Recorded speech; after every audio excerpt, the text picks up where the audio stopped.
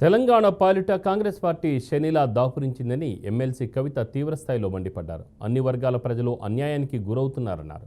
రుణమాఫీలో మోసం, రైతు భరోసా పేరిట రేవంత్ ప్రభుత్వం అన్యాయం చేస్తుందన్నారు. రాష్ట్రంలో మహిళలకు భద్రత లేదని, ప్రతి 3 నిమిషాలకు ఒక అత్యాచారం జరుగుతుందని అన్నారు.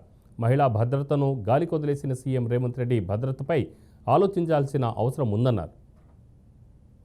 లేకపోతే క్రైమ్ రేట్ ఆల్మోస్ట్ 10% పెరిగింది. ఇవాళ ఎంత దారుణం అంటే తెలంగాణ మొత్తంలో ప్రతి 3 గంటలకు ఒక అత్యాచారం జరుగుతున్నది మహిళల మీద. ప్రతి 5 గంటలకు ఒక మహిళ కిడ్నాప్ అవుతుంది ఇవాళ తెలంగాణలో.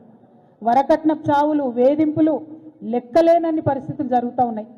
మనం కేసీఆర్ గారు అధికారంలో ఉన్నప్పుడు షీ టీమ్స్ అని పెట్టి అద్భుతంగా ఎవరైనా కూడా ఆడపిల్లల్ని ఏడిపిస్తే, వేరే విధంగా ఆడపిల్లల వైపు కన్నెత్తి చూస్తే మంచిగా ఉండదని చెప్పి వార్నింగ్ ఇచ్చి పనిచేసినాం మనం. ఇవాళ ఏం జరిగింది? సంవత్సర కాలంలో పోలీసులు కాంగ్రెస్ నాయకుల చుట్టూ తిరగడం తప్పితే, కాంగ్రెస్ నాయకులు చేసే అక్రమాలకు అండగా నిలవడం తప్పితే మరి వారిని ఏమి చేయనీయకుండా ఈ నాయకులు పనిచేస్తూ ఉన్నటువంటి సందర్భం చూస్తున్నాం. ఇదివరకు పోలీసులు అంటే పీపుల్ ఫ్రెండ్లీ పోలీసు ఉండే, ఇవాళ పోలీసులు అంటే ఓన్లీ కాంగ్రెస్ ఫ్రెండ్లీ పోలీసు లెక్క తయారైనటువంటి పరిస్థితి ఉన్నది.